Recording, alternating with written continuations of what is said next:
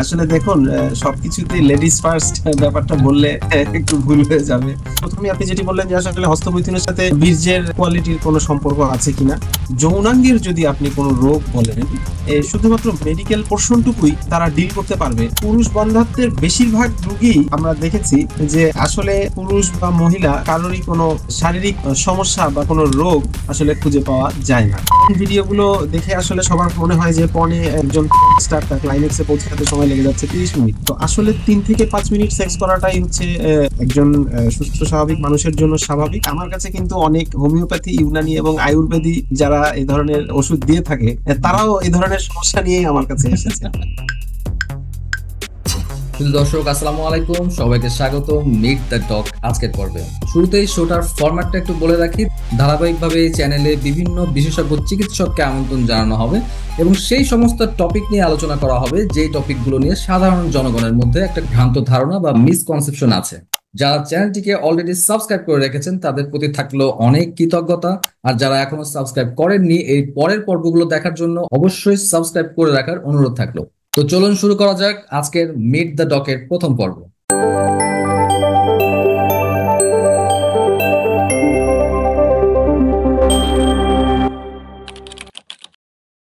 শুধু দর্শক, আজকের টপিক সম্পর্কে অলরেডি থাম্বনেইল দেখে অনেকেই ধারণা করে ফেলেছেন। আজকের বিষয় ইউরোলজি এবং পুরুষ বন্ধ্যাত্ব। আর এই বিষয়ে কথা বলার জন্য আজকে আমাদের সাথে অনলাইনে যুক্ত আছেন একজন ইউরোলজি বিশেষজ্ঞ এবং আমার একজন ঘনিষ্ঠ বন্ধু, ডাক্তার ইশতিয়াকুল হক মর্তুজা। ডক্টর মর্তুজা, আসসালামু আলাইকুম। প্রথমেই এত শর্ট নোটিসে আমাদেরকে সময় দেওয়ার জন্য আন্তরিক ধন্যবাদ জানাই। স্বাগতম আপনাকে আমাদের আজকের পর্বে। ওয়ালাইকুম আসসালাম। ডাক্তার ইফতেখার, আপনাকে অনেক ধন্যবাদ যে আমাকে আপনার এই চ্যানেলে সাক্ষাৎকার দেওয়ার জন্য আমন্ত্রণ জানিয়েছেন, এবং এজন্য আমি আসলে অত্যন্ত গর্বিত বোধ করছি। তো আশা করব আমাদের এই সাক্ষাৎকারের মাধ্যমে আপনার এই ক্ষুদ্র প্রচেষ্টা জনগণের জন্য ভালো কিছুই বয়ে নিয়ে আসবে। দর্শক, ছোট্ট করে তার একটু পরিচয়টা দিয়ে রাখি। ডক্টর ইশতিয়াকুল হক মর্তুজা তিনি বর্তমানে ইউরোলজি বিভাগের একজন বিশেষজ্ঞ চিকিৎসক ও সার্জন হিসেবে ঢাকা শহীদ সোহরাওয়ার্দী মেডিকেল কলেজ হসপিটালে কর্মরত আছেন। তিনি বগুড়ার শহীদ জিয়াউর রহমান মেডিকেল কলেজ থেকে এমবিবিএস পাশ করেন এবং পরবর্তীতে বঙ্গবন্ধু শেখ মুজিব মেডিকেল ইউনিভার্সিটি থেকে ইউরোলজি বিষয়ে এমএস ডিগ্রি অর্জন করেন। ইউরোলজি তথা কিডনি, ইউরেটার, মূত্রথলি, বিভিন্ন সার্জারি সংক্রান্ত বিষয়, পাশাপাশি মেল এবং ফিমেল সেক্সুয়াল ডিসঅর্ডার এবং পুরুষ বন্ধ্যাত্ব জনিত বিভিন্ন রোগের চিকিৎসা দিয়ে থাকেন। তার আরো একটি পরিচয় আছে, তিনি আমেরিকান ইউরোলজিক্যাল অ্যাসোসিয়েশনের একজন সদস্য। ডক্টর মর্তুজা, শুরুতেই বলছিলাম এই পর্বগুলো আসলে বাংলা ভাষাভাষী সাধারণ জনগণের উদ্দেশ্যে মেডিকেল চিকিৎসা ব্যবস্থা সম্পর্কে একদম প্রাইমারি বেসিক কিছু নলেজ দেওয়ার জন্য। স্পেশালি আমাদের দেশে পুরুষ বন্ধ্যাত্বের চিকিৎসা করতে গিয়ে আপনি জানেন একটা বিশাল জনগোষ্ঠী প্রায় সময় প্রতারণার শিকার হয়। এই বিষয়গুলো নিয়ে একটা সঠিক দিক নির্দেশনা দেয়াই আসলে আমার প্রাইম টার্গেট। তো এই বিষয়গুলো নিয়ে আজকে আপনার সাথে কথা হবে। প্লাস অনেক দর্শক আমাকে আগে থেকে কিছু কোশ্চেন করেছেন, আপনার সাথে কথা হলে সেগুলো জেনে নিতেও বলেছেন, সেগুলোর উত্তর আপনার কাছ থেকে জানতে চাইবো। আই হোপ আজকের এপিসোডটা থেকে দর্শকরা অনেক উপকৃত হবেন। ডক্টর মর্তুজা, শুরুতেই আপনার কাছ থেকে জানতে চাইবো ইউরোলজি এই সাবজেক্ট বা এই বিভাগটায় আসলে কোন কোন রোগের চিকিৎসা দেওয়া হয় বা কোন কোন সমস্যা নিয়ে আসলে ডিল করে। ধন্যবাদ ডক্টর ইফতেখার। আসলে ইউরোলজি সাবজেক্টটি সার্জারি ফ্যাকাল্টির একটি সাব স্পেশালিটি সাবজেক্ট হওয়ার কারণে আমাদের দেশে এখনো সকল জেলা শহরগুলোতে এই সাবজেক্ট সম্পর্কে জনগণের মাঝে সঠিক ধারণাটি নেই যে আসলে ইউরোলজি সাবজেক্টটিতে কোন কোন বিষয়গুলো নিয়ে চিকিৎসা দেয়া হয়ে থাকে। ইউরোলজি বিষয় বলতে আমরা যে বিষয়গুলো নিয়ে আমরা চিকিৎসা দিয়ে থাকি সেটি হলো পুরুষ এবং মহিলাদের kidney, adrenal gland, ureter, bladder, urethra, এবং পুরুষদের পুরুষাঙ্গ, প্রস্টেট এবং অন্ডকোষ। এই অর্গানগুলোর ডিজিজ তথা সার্জিক্যাল বিষয়গুলো নিয়ে সাধারণত আমরা ডিল করে থাকি। ওকে ওকে, অনেকের ধারণা আছে ইউরোলজি মানে হয়তো বা শুধুমাত্র পুরুষের জননাঙ্গ রিলেটেড, অন্ডকোষ বা পুরুষাঙ্গ রিলেটেড চিকিৎসাগুলো দিয়ে থাকেন। এখানে যে ফিমেল রোগীরাও আছেন সেটা অনেকের হয়তো অজানা। আমাদের দেশের আসলেই অনেকেই ইউরোলজি বিভাগটা সম্পর্কে তেমন জানে না। এই জন্য আসলে একেবারে প্রথমেই এই কোশ্চেনটা করা। ডক্টর মুর্তজা, আপনি কি একটু শর্টলি বলবেন এই বিভাগে আপনারা কি কি অপারেশন করে থাকেন এবং অতি আধুনিক কোনো অপারেশন বা প্রসিডিওর এই মুহূর্তে বাংলাদেশে হচ্ছে কিনা? এরপরেই আমরা আসলে আজকের মূল টপিক পুরুষ বন্ধ্যাত্বে চলে যাব। প্রিয় দর্শক, ধৈর্য ধরে পুরো আলোচনাটা শুনবেন। আই হোপ পুরুষ বন্ধ্যাত্ব নিয়ে আপনাদের অনেক কনফিউশনে আজকের পর থেকে আর থাকবে না। ডক্টর মুর্তুজা। ডক্টর ইফতেখার, আসলে ইউরোলজি আমাদের দেশে কি কি বিষয়ে অপারেশন করা হয়ে থাকে এটি নিয়ে একটু বলতে গেলে আপনাকে আমার জানাতে হবে যে ইউরোলজি বিভাগের 6টি সাবডিভিশন রয়েছে। এই 6টি সাবডিভিশনের মাধ্যমে আমরা বিভিন্ন সেক্টরের রোগের অপারেশন গুলো করে থাকি। 6টি সাবডিভিশন হলো general urology, paediatric urology, neuro urology, uro oncology, female urology and andrology এবং ট্রান্সপ্ল্যান্ট ইউরোলজি। এখানে 6টি সাবডিভিশনের আন্ডারে যে সমস্ত ডিজিজ গুলো পড়ছে সেগুলোর সার্জিক্যাল বিষয়গুলো আমাদের ইউরোলজির বিশেষজ্ঞ চিকিৎসক এবং সার্জনরা ডিল করেন। এবং পুরুষ বন্ধ্যাত্বের যে বিষয়টি বলছেন সেটি এই 6টির মাত্র একটি অংশ পড়ে যায়। তার মানে ইউরোলজির 6 ভাগের শুধু 1 ভাগের কিছু অংশ নিয়ে আসলে পুরুষ বন্ধ্যাত্ব রয়েছে। তো আমরা ইনশাল্লাহ সামনের দিকে আলোচনায় এটি নিয়ে আসব। এখন আমি আপনাদেরকে বলতে চাই যে আসলে এই 6টি সাবডিভিশনের কোন কোন অত্যাধুনিক অপারেশন গুলো আমাদের দেশে বর্তমানে হয়ে থাকছে। আমরা যদি প্রথমেই ইউরো অনকোলজি বলি, ইউরো অনকোলজি বলতে আমরা সাধারণত আমি যে অর্গানগুলোর কথা বলেছি সেটি হলো অ্যাড্রেনাল গ্ল্যান্ড, কিডনি, ইউরেটার, মূত্রথলি, মূত্রনালী, প্রস্টেট, অন্ডকোষ, পুরুষাঙ্গ এবং ইউরেথ্রা। এই অর্গানগুলোর যে ক্যান্সার জনিত যে সমস্যা, সেখানকার যে অপারেশন গুলো সেগুলো আমাদের দেশে হয়ে থাকে। এই অপারেশন গুলো আমরা ওপেন পদ্ধতিতে, সেটা পেট কেটে অথবা ভিডিও ক্যামেরার মাধ্যমে ল্যাপারোস্কোপিক্যালি আমাদের দেশে এই সার্জারি গুলো হয়ে থাকে। ইউরো অনকোলজির পাশাপাশি পেডিয়াট্রিক ইউরোলজি, মানে পেডিয়াট্রিক বা শিশু বয়সের বাচ্চাদের ইউরোলজিক্যাল সমস্যার যে ধরনের অপারেশন, সেগুলোও আমাদের দেশের ইউরোলজি বিশেষজ্ঞ চিকিৎসকগণ পেট কেটে ল্যাপারোস্কোপিক্যালি এবং এন্ডো ইউরোলজিক্যাল যে প্রসিডিউর গুলো রয়েছে সেগুলো আমাদের দেশে হয়ে থাকে। পেডিয়াট্রিক ইউরোলজির পাশাপাশি আমরা জেনারেল ইউরোলজি কমন যে বিষয়গুলো আসে সেটা হচ্ছে আমরা জানি যে পাথর, এন্ড সেটা কিডনিতে পাথর হতে পারে, ইউরেটারে পাথর হতে পারে, ব্লাডারে পাথর হতে পারে, মূত্রথলি বলে যেটাকে। এই সমস্ত জায়গার যে পাথরের অপারেশন গুলো, সেই পাথরের অপারেশন গুলো আমাদের দেশে এখন অত্যাধুনিক বিভিন্ন প্রযুক্তির মাধ্যমে আমরা পেট না কেটে শুধুমাত্র দেখা যাচ্ছে ছিদ্র করে আমরা কিডনির পাথর বের করি, এটাকে পিসিএনএল বলে। আমরা পেট না কেটে পেশাবের রাস্তা দিয়ে ভিডিও ক্যামেরার মাধ্যমে মূত্রনালীর পাথর যে আমরা বের করি সেটাকে ইউআরএস বলা হচ্ছে, ইউরেটারোরেনোস্কোপি। আমরা ব্লাডারের অপারেশনও এখনো দেখা যাচ্ছে যে ছোট ছোট পাথর যেগুলো পেশাবের থলিতে হয় সেগুলোর জন্য আমাদেরকে এখন আর পেশাবের থলি কেটে এই পাথর বের করতে হয় না। আমরা এন্ডোস্কোপিক্যালি সিস্টোলিথোলাপেক্সি মেশিনের মাধ্যমে ভিডিও ক্যামেরা দিয়ে আমরা এই পাথরগুলো বের করে ফেলি। আর জেনারেল ইউরোলজির মাঝে আরেকটা জিনিস পড়ে, সেটা হচ্ছে পেশাবের রাস্তা চিকন হয়ে যাওয়া, ইউরেথ্রাল স্ট্রিকচার ডিজিজ। এই ইউরেথ্রাল স্ট্রিকচারের অপারেশন গুলো একটা পর্যায় পর্যন্ত আমরা ভিডিও ক্যামেরার মাধ্যমে করে ফেলি। এর পাশাপাশি গুরুত্বপূর্ণ যে বিষয়টি বাংলাদেশে ইউরোলজিতে অনেক এগিয়ে গেছে সেটি হলো ট্রান্সপ্ল্যান্ট ইউরোলজি। ট্রান্সপ্ল্যান্ট ইউরোলজি বলতে কিডনি ট্রান্সপ্ল্যান্টের যে বিষয়টা, সেই কিডনি ট্রান্সপ্ল্যান্টের এই অপারেশনটাও কিন্তু আমাদের বাংলাদেশে ইউরোলজিস্টরাই করে থাকেন। আর এর বাইরে আমরা আজকে যে বিষয় নিয়ে আলোচনার জন্য আপনি আমন্ত্রণ জানিয়েছেন সেটি হলো পুরুষ বন্ধ্যাত্ব। এই পুরুষ বন্ধ্যাত্ব বা ইনফার্টিলিটি, এই ইনফার্টিলিটি অংশটা ডিল করে থাকে আমাদের অ্যান্ড্রোলজি সাবডিভিশন। তো এই অ্যান্ড্রোলজি সাবডিভিশনের একটা অংশ হিসেবে আমরা পুরুষ বন্ধ্যাত্ব এর চিকিৎসা করে থাকি। তো এই হলো সামগ্রিকভাবে আমাদের ইউরোলজি বর্তমান অবস্থা। তবে বর্তমানে বাংলাদেশে ইউরোলজির সব ধরনের অত্যাধুনিক অপারেশনই হচ্ছে, শুধুমাত্র রোবোটিক সার্জারি ব্যতীত। Thank you doctor Murtaza.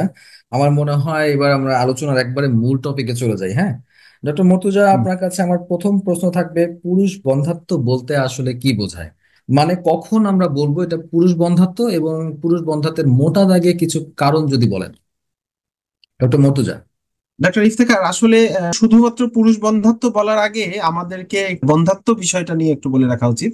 যে বন্ধ্যাত্ব বলতে গেলে আমরা যেটি বুঝি সেটি দুটি টার্ম আছে, একটি হলো প্রাইমারি ইনফার্টিলিটি এবং একটি হলো সেকেন্ডারি ইনফার্টিলিটি। তো প্রাইমারি ইনফার্টিলিটির সংজ্ঞা সোজা বাংলায় বলতে গেলে যে বিবাহিত কাপল যারা আছেন, হাজবেন্ড এবং ওয়াইফ, তারা আনপ্রোটেক্টেড রেগুলার সেক্সুয়াল ইন্টারকোর্স করছেন ফর মোর দেন 1 ইয়ার্স, 1 বছরের বেশি ধরে তারা সহবাসের মধ্যে আছেন কোনো প্রোটেকশন ছাড়া, কিন্তু স্ত্রী তাদের হচ্ছে বাচ্চা কনসিভ করছে না। এরকম সমস্যাগুলোকে আমরা সাধারণত করতে চাই, আনপ্রোটেক্টেড বলতে একটু যদি দর্শকদের জন্য একটু নর্মাল বাংলায় যদি একটু বলেন। দুঃখিত, আমার আসলে আরো সহজ বাংলায় বলা উচিত ছিল। আনপ্রোটেক্টেড বলতে হচ্ছে আমরা কোনো ব্যারিয়ার মেথড ছাড়া বা কন্ডোম ছাড়া এছাড়া যদি অনেক সময় দেখা যায় যে লুব্রিকেন্ট স্পার্মিসিডাল জেলিও অনেকে ইউজ করে। সোজা কথা, স্বামী এবং স্ত্রী দুজনকেই জন্মবিরতীকরণ পদ্ধতির বাইরে থেকে 1 বছর রেগুলার সহবাসের মধ্যে তারা লিপ্ত থাকবে, কিন্তু আফটার 1 ইয়ার্স এই রেগুলার তারা সেক্স করার পরও যখন বাচ্চা হয় না, তখনই সেটাকে সাধারণত প্রাইমারি ইনফার্টিলিটি আমরা বলে থাকি। আর সেকেন্ডারি ইনফার্টিলিটি বলতে যেটা বোঝায় সেটি হলো যে দেখা যাচ্ছে অনেক দম্পতিরই একটি বাচ্চার হয়েছে, তারা দ্বিতীয় সন্তান নিতে আগ্রহী, দ্বিতীয় সন্তান নেয়ার জন্য তারা প্রথম সন্তান নেয়ার মতো করেই চেষ্টা করছে, কিন্তু দীর্ঘ সময় পার হয়ে গেছে, দ্বিতীয় সন্তান তাদের হচ্ছে না। এক্ষেত্রে আমরা এটাকে সহজ বাংলায় সেকেন্ডারি ইনফার্টিলিটি বলে থাকি। এখন এই প্রাইমারি এবং সেকেন্ডারি ইনফার্টিলিটির পিছনে পুরুষ এবং মহিলা দুজনেরই কারণ থাকতে পারে। তো সেটি আসলে প্রথমেই খতিয়ে দেখা দরকার যে আসলে সমস্যার জায়গাটি কোন জায়গায়। সেটা কি আসলে পুরুষদের সমস্যার কারণেই হচ্ছে না, নাকি মহিলার সমস্যার কারণে হচ্ছে না, নাকি স্বামী স্ত্রী উভয়ের সমস্যার জন্যই হচ্ছে না। এখন আমরা চলে আসি আপনার মূল প্রশ্নে, পুরুষ বন্ধ্যাত্বের মোটা দাগে আসলে পুরুষ বন্ধ্যাত্বের কারণ হিসেবে আমরা কোনগুলো বিষয়কে চিহ্নিত করতে পারি। তো পুরুষ বন্ধ্যাত্বের কারণ হিসেবে প্রথমেই যে বিষয়গুলো আমাদের মাথায় রাখতে হবে, যে বীর্যে যে আমাদের শুক্রাণু থাকে, এই শুক্রাণু তৈরিতে সমস্যা হচ্ছে, ওকে। শুক্রাণু ট্রান্সপোর্টে সমস্যা হচ্ছে, অথবা শুক্রাণুর তৈরি হয়েছে কিন্তু শুক্রাণুর কোয়ালিটিতে সমস্যা হচ্ছে। রাইট। আচ্ছা, এই তাহলে গেল আমাদের শুক্রাণু রিলেটেড সমস্যা। এখন আমার শুক্রাণু তৈরি হচ্ছে ঠিকভাবে, শুক্রাণুর কোয়ালিটি ভালো আছে, শুক্রাণুর রাস্তা ভালো আছে, কিন্তু শুক্রাণুকে বীর্যের মাধ্যমে স্ত্রী জননাঙ্গে পৌঁছানোর ব্যবস্থা করতে হবে। তার মানে সেক্ষেত্রে আমার যদি পুরুষাঙ্গের যদি কোনো সমস্যা থেকে থাকে, সেটা হচ্ছে পুরুষাঙ্গের যদি শিথিলতা, পুরুষাঙ্গের যদি আমরা সাধারণত বলি ইরেকটাইল ডিসফাংশন, যদি প্রিম্যাচিউর ইজাকুলেশন, সোজা কথা মোটা দাগে ইজাকুলেটরি ডিসঅর্ডার যদি থাকে। এখন যে সমস্ত কারণে এই ঘটনাগুলো ঘটে সেগুলোই আসলে পুরুষ বন্ধ্যাত্বের পিছনে মূল দায়ী। তাহলে আমরা যদি প্রথমে আসি যে শুক্রাণু তৈরিতে সমস্যা হচ্ছে কিভাবে। এই অন্ডকোষে শুক্রাণু তৈরি হতে আমাদের যে হরমোন লাগে, আমাদের ব্রেইন থেকে কিছু হরমোন এসে অন্ডকোষে আমাদের টেস্টোস্টেরনকে স্টিমুলেট করে, কিছু হরমোন এসে আমাদের শুক্রাণুর ম্যাচুরেশনের জন্য স্টিমুলেট করে। তার মানে আমাদের ব্রেইনের এই হরমোন প্রোডাকশনে যদি অসুবিধা হয়, এবং এট দ্য সেম টাইম আমাদের যদি অন্ডকোষ থেকে টেস্টোস্টেরন এবং পাশাপাশি শুক্রাণু ম্যাচুরেশনের জন্য যে সমস্ত হরমোন লাগবে সেগুলো যদি তৈরিতে সমস্যা হয়ে থাকে, তাহলে আমার শুক্রাণু প্রোডাকশনে অসুবিধা হবে। এখন এই শুক্রাণু প্রোডাকশনের জন্য আমাদের যেটা প্রয়োজন সেটা হলো আমাদের টেস্টিসের একটা অপটিমাল কন্ডিশন। এখন অনেক ক্ষেত্রে দেখা যায় যে জন্মগতভাবেই অন্ডকোষ অন্ডথলিতে নাই, অন্ডকোষ পেটের ভিতরে থেকে গেছে, সেই ক্ষেত্রে ওই অন্ডকোষ থেকে শুক্রাণু তৈরি হওয়া সম্ভব না।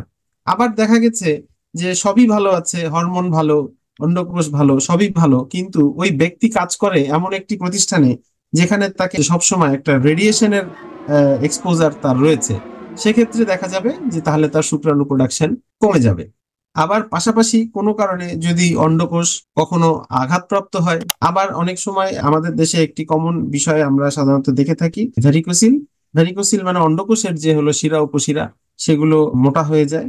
সেই ভ্যারিকোসিল থাকার কারণে আমাদের টেস্টিকুলার যে থার্মোরেগুলেটরি মেকানিজম সেটা মেনটেন না হওয়ার কারণে শুক্রাণুর কোয়ালিটি কমে যায়। এরপরে যেটা আসে শুক্রাণু বের হয়ে আসার যে রাস্তা, এই টোটাল এই রাস্তাতে যে কোনো একটা জায়গায় যদি সে বাধাপ্রাপ্ত হয়, তাহলেও কিন্তু পুরুষ বন্ধ্যাত্বের শিকার হবে। আর এর পাশাপাশি আমি যেটি বললাম যে ইজাকুলেটরি ডিসঅর্ডার, ইজাকুলেটরি ডিসঅর্ডার যদি থাকে, ইজাকুলেটরি ডিসঅর্ডারের মধ্যে মোটা দাগে আমাদের দেশে কমন যেটি আমরা সাধারণত পাই সেটি হলো ইরেকটাইল ডিসফাংশন এবং প্রিম্যাচিউর ইজাকুলেশন।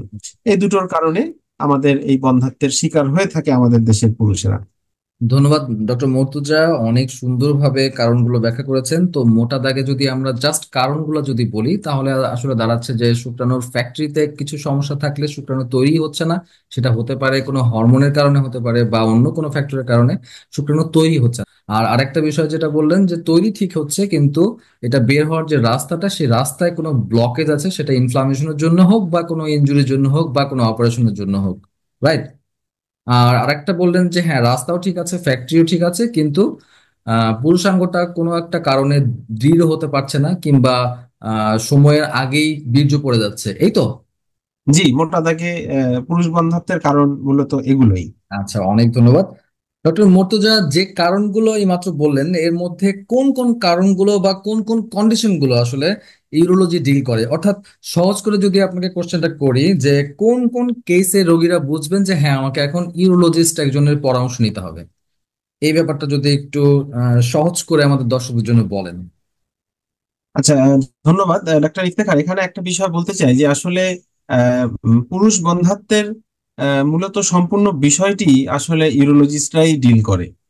এর পরবর্তীতে যে বিষয়টি থাকে যে হচ্ছে আমরা ওটাকে ইনভিট্রো ফার্টিলাইজেশন বলি, স্ত্রীর যে ডিম্বাণুর সাথে মিলন করার জন্য যে আইভিএফ বলতে চাচ্ছেন আর কি, তাই তো? আইভিএফ, জি জি, আচ্ছা আইভিএফ বলতে। আচ্ছা, আমি একটু আপনাকে যদি থামাই, আমাদের দেশে ইউজুয়ালি একটা ট্রেন্ড আছে, আমাদের রোগীরা ম্যাক্সিমামই এই পুরুষ বন্ধ্যাত্ব নিয়ে প্রথমেই দেখা যায় চর্ম যৌন রোগ বিশেষজ্ঞ যিনি আছেন তাদেরকে দেখাতে যায়।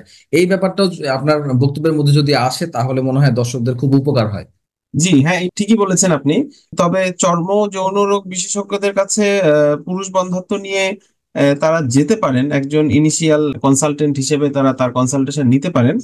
বাট চর্ম যৌন রোগ বিশেষজ্ঞ একটা পর্যায় পর্যন্ত এই পুরুষ বন্ধ্যাত্বের চিকিৎসা দিয়ে থাকতে পারবেন। এর পরবর্তীতে পর্যায়ে যেখানে সার্জিক্যাল বিষয়গুলো চলে আসবে, সেখানে তার সীমাবদ্ধতার বিষয়টি রয়েছে। হ্যাঁ, কিন্তু অনেক রোগী যেটা মনে করেন যে চর্ম ও যৌন রোগ বিশেষজ্ঞ, দ্যাট মিনস যৌনাঙ্গ রিলেটেড যে কোনো রোগ আসলে তিনি ট্রিট করেন, কিন্তু আমি যেটা জানি আসলে চর্ম ও যৌন রোগ বলতে এখানে আসলে বোঝাচ্ছে যৌন বাহিত রোগ বা এসটিডি বা সেক্সুয়ালি ট্রান্সমিটেড ডিজিজ, এই বিষয়গুলোতে তারা আসলে স্পেশালিস্ট।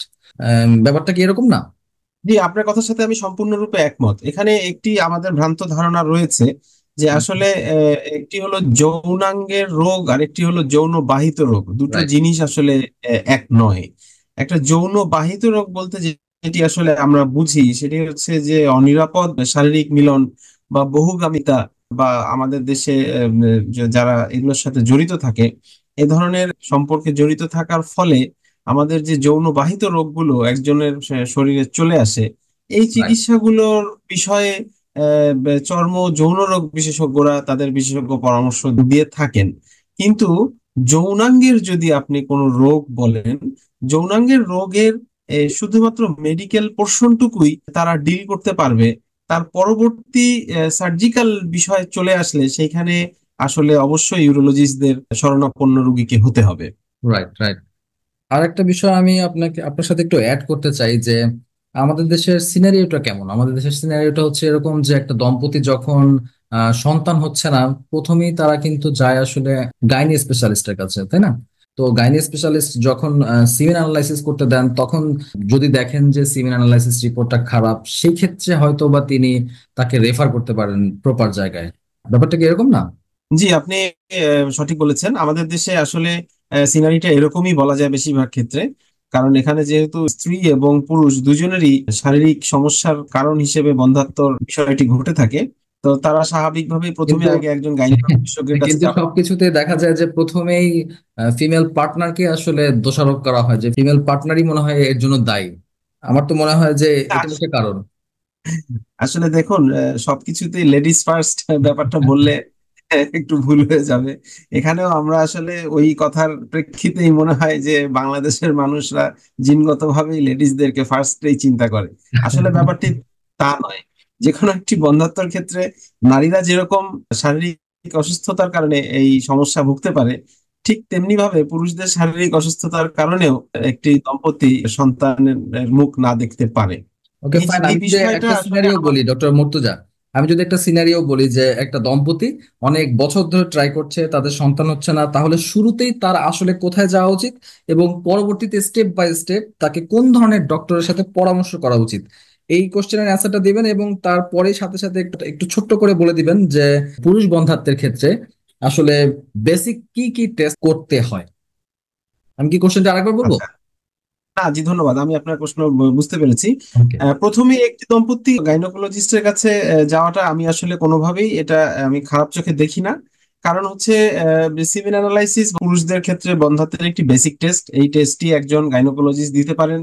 কারণ গাইনোকোলজিস্টদের মাঝেও এখন ইনফার্টিলিটির উপরে তারা অনেক উচ্চতর প্রশিক্ষণ ডিগ্রি নিয়ে তারাও ইনফ্যাক্ট এই, ইনফ্যাক্ট যে কোনো এমবিবিএস ডক্টরই আসলে এই ট্রিটমেন্ট দিতে পারেন, তাই না? হ্যাঁ, ট্রিটমেন্ট দিতে পারেন বলতে অ্যাটলিস্ট এই ইনভেস্টিগেশনটি তারা দিতে পারেন। Yes, yes. ইনভেস্টিগেশন দেওয়ার পরে পরবর্তীতে তারা যখন, যদি হ্যাঁ পরবর্তীতে পরবর্তীতে যদি রাইট। জি, পরবর্তীতে তারা ইনভেস্টিগেশন পর্যন্ত দিতে পারেন, কিন্তু যদি সেখানে কোনো অ্যাবনর্মালিটি চলে আসে তখন তাদেরকে একজন বিশেষজ্ঞ চিকিৎসকের কাছে তাকে রেফার করতে হবে, এটাই সেই ক্ষেত্রে উচিত। কি সেই তো ক্ষেত্রে কি সেক্ষেত্রে রোগীরা পুরুষ বন্ধ্যাত্বের ক্ষেত্রে রোগীরা কি তাহলে সিমেন অ্যানালাইসিস রিপোর্টে যদি কোনো খারাপ কিছু পান, তাহলে আপনি বলছেন তাকে ইউরোলজিস্টকে দেখানো উচিত? অবশ্যই আমি এটা অবশ্যই মনে করি। কেননা হচ্ছে এই আমি আগেই বলেছি যে পুরুষ বন্ধ্যাত্বের বিষয়টি ইউরোলজিস্টরাই ডিল করে। এই বিষয়টি সম্পর্কে আসলে আমাদের একটু সবার সচেতনতার প্রয়োজন, যে যে কোনো দম্পতি আগে গাইনোকোলজিস্টকে তারা দেখাতে পারেন। গাইনোকোলজিস্ট অবশ্যই নারীদের শারীরিক বিষয়গুলো তারা স্ক্রিনিং করবেন এবং সেই সাথে তারা পুরুষদেরও বেসিক টেস্ট দিয়ে থাকেন। এবং এখন পর্যন্ত আমার কাছে অনেক রুগী এসেছে এবং আমি গাইনোকোলজিস্টদেরকে ধন্যবাদ দিতে চাই এবং তাদের প্রতি যথেষ্ট সম্মান রেখে বলতে চাই যে যে যখনই তাদের কাছে একটি দম্পতি যায় এবং সেখানে যদি পুরুষ বন্ধ্যাত্ব সিমেন অ্যানালাইসিসে কোনো অ্যাবনর্মালিটি তারা পেয়ে থাকেন, তারা কিন্তু একজন ইউরোলজিস্টের কাছেই রেফার করে থাকেন। ওকে ডক্টর মর্তুজা, এবার আরেকটা কোশ্চেনে চলে যাব। হসপিটাল এবং চেম্বার প্র্যাকটিসে পুরুষ বন্ধ্যাত্বজনিত কোন কোন কেসগুলো আপনি বেশি পান? এছাড়াও আমি পার্সোনালি অবশ্য জানি আপনি ভিডিও কনসালটেশনও করে থাকেন। ভিডিও কনসালটেশন গুলোতেও পুরুষ বন্ধ্যাত্ব রিলেটেড কোন ধরনের কেসগুলো আসলে আপনি ডিল করেন? সাধারণত হাসপাতাল বলেন বা আমাদের প্রাইভেট প্র্যাকটিস বলেন, যে সমস্ত কেসগুলো আমরা পেয়ে থাকি তার মাঝে কমন একটি হলো অলিগোস্পার্মিয়া। অলিগোস্পার্মিয়ার ক্ষেত্রে দেখা যায় যে ভ্যারিকোসিল এটার একটা অন্যতম কারণ হয়ে থাকে।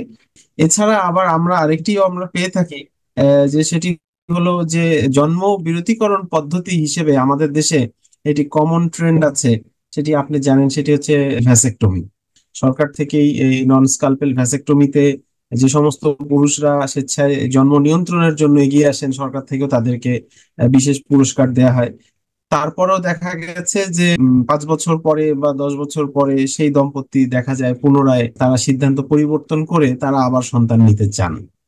সেক্ষেত্রেও আমাদের তখন আমরা এটাকে আমরা ভ্যাসেক্টমি রিভার্সাল বলি। এটির মাধ্যমে আমরা রিক্যানালাইজেশন করে আমরা আবার এটাকে সার্জিক্যাল প্রসিডিউর, এই কেসগুলো আমরা পেয়ে থাকি। আর হরমোনাল কিছু ডিস্টারবেন্সের কারণেও আমাদের কাছে রুগী এসে থাকে, যে হরমোনাল সমস্যা। আর কিছু রুগী আসে খুব অল্প কিছু সংখ্যক, এটি আসলে আমাদের একটু সচেতনতার অভাবেই, যে জন্মগতভাবে অন্ডকোষ একটি অন্ডকোষ তার থলিতে না থাকা বা নেমে না আসা, যে একটি অন্ডকোষ নিচে থলিতে আছে আরেকটি অন্ডকোষ নেই, বা কারো কারো দুটি অন্ডকোষই নেই। এ ধরনের কেসগুলো আমাদের কাছে পরবর্তীতে দেখা যায় যে আপনার পুরুষ বন্ধ্যাত্বর একটি কারণ হিসেবে আমাদের কাছে চলে আসে। আর আমাদের দেশে অনেক সময় অনেক রুগী আসে, তাদের একটা হিস্ট্রি থাকে, সেটি হলো মাম্পস অর্কাইটিস। মাম্পস থেকে আমরা জানি এটি একটি ভাইরাস জনিত রোগ। এই মাম্পস যাদের হয়, এই ভাইরাস থেকে তাদের অন্ডকোষেও প্রদাহ হয়। এই অন্ডকোষের এই প্রদাহকে আমরা মাম্পস অর্কাইটিস বলি। এর পরবর্তী ইফেক্ট হিসেবে দেখা যায় যে অনেক সময় এই পুরুষ বন্ধ্যাত্বের একটি বিষয় চলে আসে। একটা বিষয় উল্লেখ করতে চাই ডাক্তার ইফতেখার, যে পুরুষ বন্ধ্যাত্বের বেশিরভাগ রোগী আমরা দেখেছি যে আসলে পুরুষ বা মহিলা কারোরই কোনো শারীরিক সমস্যা বা কোনো রোগ আসলে খুঁজে পাওয়া যায় না।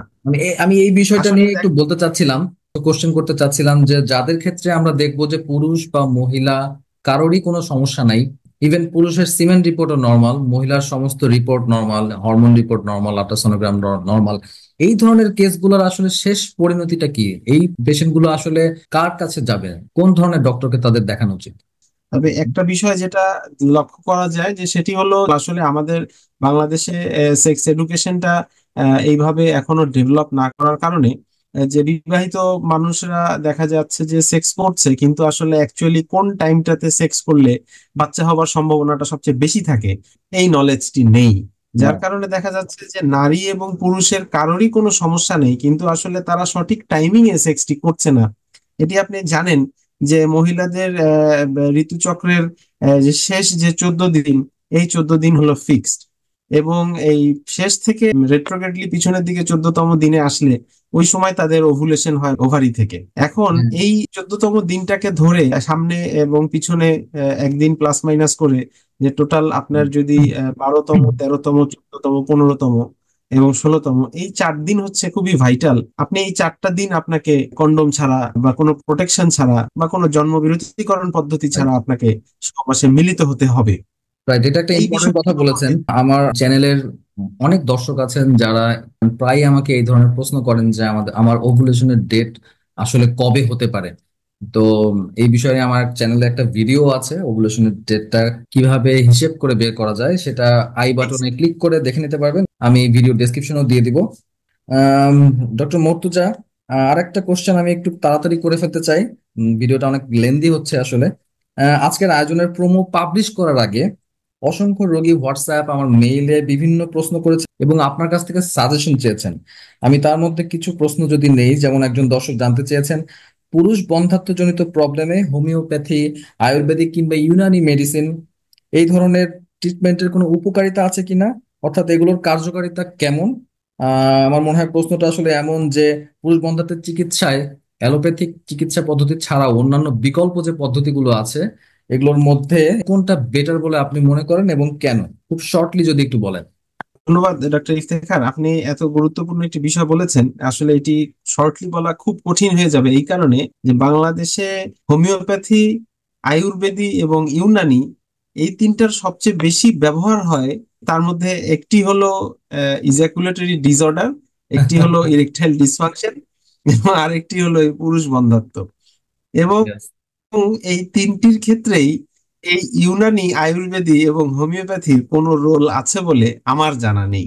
এবং আমাদের কিন্তু দেশের কিন্তু এটা বেশিরভাগ সবচেয়ে পপুলার সম্ভবত এই যে লিঙ্গ উত্থান জনিত সমস্যা কিংবা দ্রুত বীর্যপাত জনিত সমস্যা, আই মিন পুরুষ বন্ধ্যাত্ব রিলেটেড যে কোনো ট্রিটমেন্টের ক্ষেত্রে রোগীদের কাছে খুবই পপুলার এই দুটা চিকিৎসা পদ্ধতি, এটা আমার কাছে মনে হয়। আচ্ছা, আমি এখানে আপনাকে একটি বিষয় বলতে চাই যে আমার কাছে কিন্তু অনেক হোমিওপ্যাথি, ইউনানি এবং আয়ুর্বেদী যারা এই ধরনের ওষুধ দিয়ে থাকে, তারাও এই ধরনের সমস্যা নিয়েই আমার কাছে এসেছেন। তাহলে তাদের ক্ষেত্রে তাদের এই ওষুধ কাজ করছে না। কিন্তু মানুষজন আসলে অনেকটা, আমি বলবো যে এটা বুঝে হোক না বুঝে হোক, প্রথমেই এই হোমিওপ্যাথি, ইউনানি, আয়ুর্বেদিক খেয়ে তাদের নিজের অজান্তেই অনেক ক্ষতি করে ফেলে। আমাদের কাছে এরকম অনেক পেশেন্ট এসেছে যে আসলে এমন ইরিভার্সিবল কিছু লস হয়, ক্ষতি হয়ে যায়, যেটা আমরা কোনোভাবেই আর পরে রিকভার করতে পারি না। এই বিষয়টি আসলে আমাদের সকলেরই একটু মাথায় রাখা উচিত। কারণ আমি হোমিওপ্যাথি, ইউনানি, আয়ুর্বেদিক কোনোটিকে আমি আসলে ছোট করে দেখছি না।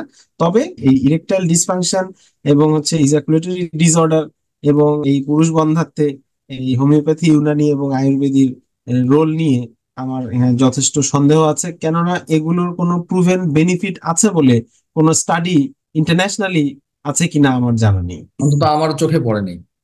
ডক্টর মর্তুজা, এই যে বিষয়টা তুললেন এখান থেকে আমার আরেকটা কোশ্চেন সামনে আসলো। এই যে লিঙ্গ উত্থানজনিত সমস্যা কিংবা অকাল বা দ্রুত বীর্যপাত এই সমস্যাগুলো ইদানিং অনেক দেখা যাচ্ছে, হ্যাঁ। এই রিলেটেড একটা কোশ্চেন বহু দর্শকের কাছ থেকে আমি পাই, যেমন ইয়াং পেশেন্ট, অবিবাহিত, তারা জানতে চান যে ছোটবেলা থেকেই তারা প্রচুর হস্তমৈথুন করে এবং এখনো প্রায় করে, এখন তাদের বীর্য অনেক পাতলা, কারো কারো অকাল বীর্যপাত বা লিঙ্গ উত্থানজনিত সমস্যা দেখা দিচ্ছে। তাদের মধ্যে অনেকেরই ধারণা যে পর্নে আসক্তি কিংবা হস্তমৈথুনের কারণে, এই ধরনের খারাপ অভ্যাসগুলোর কারণে তারা এই সমস্যায় ভুগছেন। আপনার কাছে আমার প্রশ্ন হচ্ছে এই ধারণাটা আসলে কতটুকু সত্য? হস্তমৈথুনের কারণে কি সিমেনের কোয়ালিটি খারাপ হতে পারে কিংবা বন্ধ্যাত্ব ডেভেলপ করতে পারে?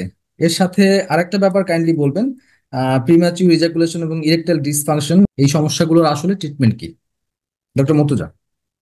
ধন্যবাদ ডক্টর ইফতেখার। আসলে অনেকগুলো বিষয় নিয়ে এখানে একসাথে চলে এসেছে, জানি না এত সংক্ষিপ্ত সময়ের মধ্যে কভার করা সম্ভব হবে কিনা। যতটুকু তারপরও সম্ভব, আমি আমি যতটুকু যতটুকু, সম্ভব আপনি কভার করবেন আশা করি। জি আমি চেষ্টা করছি। এখন প্রথমে আপনি যেটি বললেন যে আসলে হস্তমৈথুনের সাথে বীর্যের কোয়ালিটির কোনো সম্পর্ক আছে কিনা। হস্তমৈথুনের সাথে আসলে বীর্যের কোয়ালিটির কোনো সম্পর্ক নেই। সমস্যা যেটি হয় সেটি হলো এটি একটি বিহেভিয়ারাল এন্ড সাইকোলজিক্যাল ইফেক্ট। এই প্রিম্যাচিউর ইজাকুলেশনটা আমরা যখন একজন ব্যক্তি হস্তমৈথুন করে, তো তখন উনি আসলে খুব দ্রুত তার ক্লাইম্যাক্সে পৌঁছানোর জন্য একটা সেট পয়েন্ট তার মাথার মধ্যে ঢুকে যায়। এবং পর্নে আসক্তি থাকে যারা, পর্ন ভিডিও গুলো দেখে আসলে সবার মনে হয় যে পর্নে দেখা যাচ্ছে যে একজন পর্ন স্টার তার ক্লাইম্যাক্সে পৌঁছাতে সময় লেগে যাচ্ছে 30 মিনিট। আর সে তখন আমাদের দেশের মানুষেরা এই পর্ন ভিডিও গুলো দেখে তখন একটি ইনসিকিউরিটি বলবো, একটি ফ্যান্টাসি কাজ করে অনিরাপত্তার আর মধ্যে কি। জি জি জি, তারা ভাবতে থাকে যে নিশ্চয়ই যে এটিই মনে হয় স্বাভাবিক। আসলে এটি কখনোই স্বাভাবিক না। Premature ejaculation, international society of sexual medicine অনুযায়ী প্রিম্যাচিউর ইজাকুলেশন দুই ধরনের সাধারণত থাকে, একটি লাইফ লং বলি এবং আরেকটি অ্যাকওয়ার্ড বলে থাকি। লাইফ লং প্রিম্যাচিউর ইজাকুলেশন সেটি হলো যে আপনার যে সব সময়ই সেক্স করার সময় আগে যদি মাসিকের রাস্তা বা ফিমেল ভ্যাজাইনাতে পেনিট্রেশনের আগে অথবা পেনিট্রেশনের 1 মিনিটের মধ্যে যদি বীর্যপাত হয়ে যায়, তাহলে এটি আমরাকে প্রিম্যাচিউর ইজাকুলেশন বলে থাকি। এবং এটি লাইফ লং বলতে যে যাদের সব সময় এই ঘটনা ঘটে। আর অ্যাকওয়ার্ড বিষয়টি হলো যে ইন্ট্রাভ্যাজাইনাল ইজাকুলেটরি লেটেন্সি টাইম বলে আমাদের একটি টার্মিনোলজি আছে, এটাকে আইভিএলটি বলে। যদি আইভিএলটি লেস দেন 3 মিনিটস হয়, তাহলে সেটিকে সাধারণত আমরা অ্যাকওয়ার্ড বলে থাকি। প্রথম চিকিৎসা হিসেবে আমরা যেটা দিই সেটি হলো বিহেভিয়ারাল থেরাপি। যে ব্যক্তি প্রথম বিয়ে যখন করে তখন আসলে দেখা যায় যে এই পর্ন স্টারদের একটি মতো একটি ফ্যান্টাসি তার মধ্যে কাজ করতে থাকে, আবার একটি শঙ্কা কাজ করতে থাকে যে আমি কি আসলে পর্ন স্টারদের মতো এতক্ষণ ধরে আমি সেক্স করতে পারবো কিনা। তো আসলে 3 থেকে 5 মিনিট সেক্স করাটাই হচ্ছে একজন সুস্থ স্বাভাবিক মানুষের জন্য স্বাভাবিক, নর্মাল স্ট্যান্ডার্ড। এবং জি স্ট্যান্ডার্ড। এবং 3 মিনিটের নিচে চলে আসলে তখন সেটিকে আমরা অ্যাড্রেস করতে পারি, তার আগে নয়। এবং একবার সেক্স করার পরে পরবর্তীতে আবার পুনরায় কেউ যদি আরেকবার সেক্স করতে চায়, টাইমটা এই টাইমটা বয়স বৃদ্ধির সাথে সাথে বাড়তে থাকে। তো এই জিনিসটা আমাদেরকে একটু মাথায় রাখতে হবে, যত বয়স বাড়তে থাকবে যে এই টাইমটা বয়স বৃদ্ধির সাথে সাথে এই ইন্টারভাল পিরিয়ডটা একটু একটু বাড়তে থাকবে। তার মানে আপনি বলতে চাচ্ছেন ডক্টর মুর্তজা যে প্রিম্যাচিউর ইজাকুলেশন এবং ইরেকটাইল ডিসফাংশন এই সমস্যাগুলোর ট্রিটমেন্টের একটা একটা বড় ইফেক্ট আছে হচ্ছে বিহেভিয়ারাল থেরাপি, হ্যাঁ? জি অবশ্যই, কারণ হচ্ছে প্রিম্যাচিউর ইজাকুলেশন বিষয়টির সাথে আমাদের সাইকোলজিক্যাল ফ্যাক্টর গুলো অনেকাংশেই জড়িত। এবং ইরেকটাইল ডিসফাংশনের যে মেজর কারণ বলে থাকি, একটি হলো সাইকোজেনিক ইরেকটাইল ডিসফাংশন এবং আরেকটি হলো অর্গানিক ইরেকটাইল ডিসফাংশন। তো সাইকোজেনিক ইরেকটাইল ডিসফাংশন এই পোর্শনটুকু আমাদের সাইকিয়াট্রি যারা আছেন তারাও ডিল করে থাকেন। যখনই এটি অর্গানিক হরমোনাল ভাস্কুলোজেনিক এই পর্যায়ে চলে আসে, তখন এগুলো ইউরোলজিস্টরা আমরা ডিল করে থাকি। এখানে আমাদের দেশের মানুষজনের একটি কমন ধারণা থাকে যে একবার সেক্স করেছে, তারপরে দ্বিতীয়বার সেক্স করার জন্য 30 মিনিট হয়ে যাচ্ছে, এখনো সে সেক্স করতে পারছে না, তার মনে হয় ইরেকটাইল ডিসফাংশন আছে। রাইট। বিষয়গুলো আসলে এরকম নয়। তার মানে বলতে চাচ্ছেন যে এই লিঙ্গ উত্থান জনিত সমস্যা বা দ্রুত বীর্যপাত জনিত যে সমস্যাগুলো আছে এগুলোর ক্ষেত্রে রোগীদের উচিত হবে একজন সাইকিয়াট্রিস্টের হ্যাঁ, পরামর্শ নেওয়া। যে সাইকিয়াট্রিস্টের পরামর্শ তারা নিতে পারেন, তবে ওই পর্যন্তই যতক্ষণ পর্যন্ত এটি সাইকোলজিক্যালি থাকে।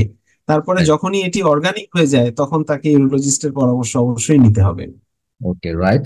আজকের পর্বের প্রায় শেষের দিকে চলে আসছি। সব শেষে ডক্টর মুর্তজা আপনার সাথে রোগীদের যোগাযোগের ঠিকানা বা কন্ট্যাক্টটা যদি রোগীদের উদ্দেশ্যে শেয়ার করেন, এবং পাশাপাশি অনেক প্রবাসী ভাইরা প্রায়ই অনলাইনে কনসাল্ট করার জন্য আগ্রহী থাকেন, সেক্ষেত্রে আপনার সাথে অনলাইনে যোগাযোগের মাধ্যমটাও যদি দর্শকদের একটু জানিয়ে দেন ডক্টর মুর্তজা।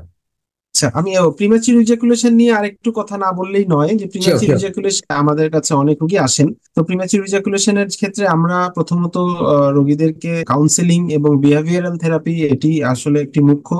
এবং এর পরবর্তীতে আমাদের আরো কিছু চিকিৎসা পদ্ধতি রয়েছে, যে চিকিৎসা পদ্ধতিগুলো আমরা রোগীদেরকে শিখিয়ে দিই তার পরবর্তীতে, এবং আমাদের সাথে কিছু মেডিসিনও আমরা দেই। এবং এই মেডিসিন গুলো সাধারণত আমরা সিলেক্টিভ সেরোটোনিন রিআপটেক ইনহিবিটর গ্রুপের ড্রাগ অথবা ট্রাইসাইক্লিক অ্যান্টিডিপ্রেসেন্ট গ্রুপের ড্রাগ, এ ধরনের ওষুধগুলো দেওয়া হয়ে থাকে। তবে ইউরোলজিস্টের কাছে আসতে হবে এই কারণেই যে এখন নতুন নতুন অনেক ড্রাগ আছে যেগুলো অলরেডি ক্লিনিক্যাল ট্রায়াল হয়ে গেছে, এবং ইন্ডিয়াতে হয়েছে, ইজিপ্টে হয়েছে, আশানুরূপ ভাবে বিদেশেও এটি ফলাফল পাওয়া গেছে। আমরাও এখন পর্যন্ত আশানুরূপ ফলাফল পাচ্ছি।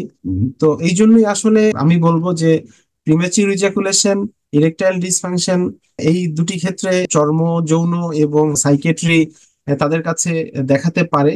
বাট অবশ্যই অবশ্যই তাদেরকে একজন ইউরোলজিস্টের পরামর্শ নিয়ে তারপরে তাদের এই চিকিৎসা ব্যবস্থা গ্রহণ করা উচিত। আর আমি আমার চেম্বারের ঠিকানা আমি আপনাকে পাঠিয়ে দিব। আর প্রবাসী ভাইদের জন্য বা ঢাকার বাইরে যারা আছেন, তারা আমি ভিডিও কনফারেন্সের ডক টাইমে, ওকে, আমি তবে আমি এটি আমাকে এটা পাঠিয়ে দিলে আমি এটাও নিশ্চয়ই ভিডিও শেষে ট্যাগ করে দিব এবং ভিডিও ডেসক্রিপশনের লিংকটা দিয়ে দিব।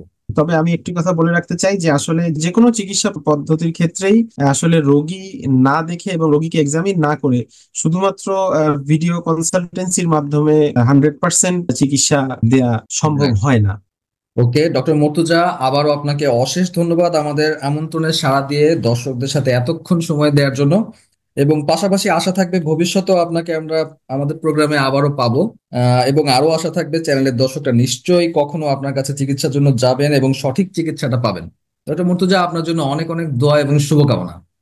ধন্যবাদ ডাক্তার ইফতেখার, আপনার জন্য অনেক অনেক শুভকামনা রইল।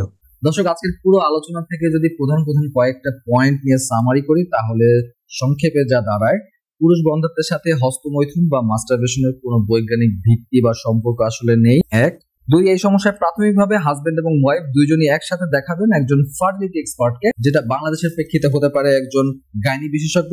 যদি সেটাও সম্ভব না হয়, অবশ্যই ন্যূনতম একজন এমবিবিএস ডক্টরকে অবশ্যই দেখানো উচিত। তিন, চর্ম ও যৌন রোগ বিশেষজ্ঞগণ, যৌন বাহিত রোগের বিশেষজ্ঞ, যৌন রোগ বিশেষজ্ঞ নন। উপরে চার, পুরুষাঙ্গ অন্ডকোষের সার্জিক্যাল কেসগুলো এবং পুরুষ বন্ধাত্বজনিত আরো কিছু রোগ নিয়ে ইউরোলজিস্ট ডিল করেন। পাঁচ, লিঙ্গ উত্থানজনিত সমস্যা কিংবা অকাল বা দ্রুত বীর্যপাতজনিত সমস্যায় আপনাদের দেখানো উচিত একজন সাইকিয়াট্রিস্ট বা সেক্সুয়াল মেডিসিন বিশেষজ্ঞকে। প্রিয় দর্শক, এই নতুন প্রোগ্রামটি আপনাদের কেমন লাগলো অবশ্যই কমেন্ট করে জানাবেন। পাশাপাশি আপনাদের কোনো সাজেশন বা প্রশ্ন কিংবা আগামীতে কোন ধরনের বিশেষজ্ঞকে দেখতে চান আমাকে জানাতে পারেন। আজকের এপিসোড এই পর্যন্তই। ইনশাআল্লাহ নতুন কোনো অতিথি চিকিৎসক সহ আবারও দেখা হবে মিট দ্য রকের পরের এপিসোডগুলো। এতক্ষণ সাথে থাকার জন্য ধন্যবাদ। সবাইকে অনেক অনেক শুভকামনা মেডসেন্সের পক্ষ থেকে।